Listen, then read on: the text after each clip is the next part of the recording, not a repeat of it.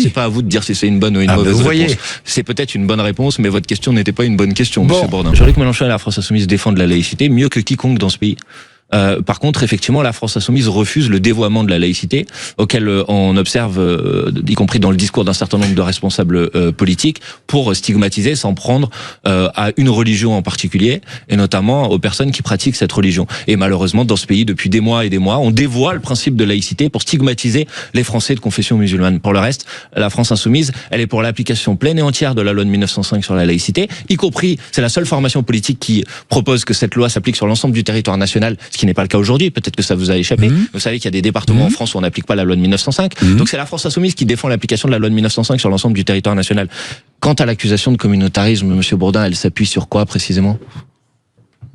Non, je sais pas, c'est une accusation grave. Non, mais c'est une accusation grave. Vous savez, j'ai un vieux principe, Manuel Bompard, c'est de ne jamais répondre à une question que me pose mon invité. Parce que c'est pas le jeu. Parce que je suis pas là pour entrer en débat avec vous. Je n'entrerai jamais en débat. Je ne vous demande pas. Je vous pose simplement la question. Je ne vous demande pas un débat. Vous lancez une accusation de communautarisme. Je vous demande juste sur la base de quoi vous lancez cette accusation. Mais je ne lance aucune accusation. Je vous ai posé une question. Bah si, là vous venez de dire que Jean-Luc Mélenchon était devenu communautariste. Donc je vous demande sur la base de quel élément je vous pose la question.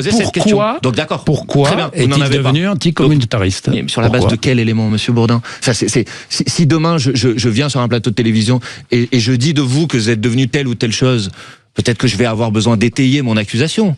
Vous ne l'étayez pas. Et ça ne vous pose pas de problème. Une accusation, c'est une question. Donc la France Insoumise n'est pas communautariste. La France Insoumise, elle considère... Vous répondez.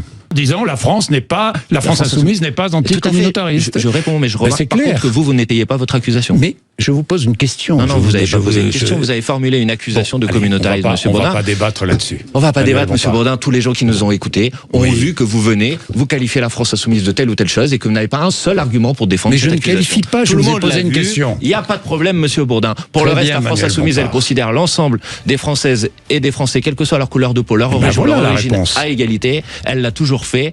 Et les accusations au communautarisme que certains essayent de formuler, ça vous touche. Vous savez d'où elles viennent ? Vous savez d'où elles viennent ? Elles viennent de gens qui en fait ne supportent pas quelque chose. C'est que la France Insoumise a permis de ramener dans le vote, dans l'élection, des centaines de milliers de personnes, notamment dans les quartiers populaires. Non, mais c'est pas mes réponses. C'est pas à vous de dire si c'est une bonne ou une mauvaise réponse. C'est peut-être une bonne réponse, mais votre question n'était pas une bonne question, Monsieur Bourdin.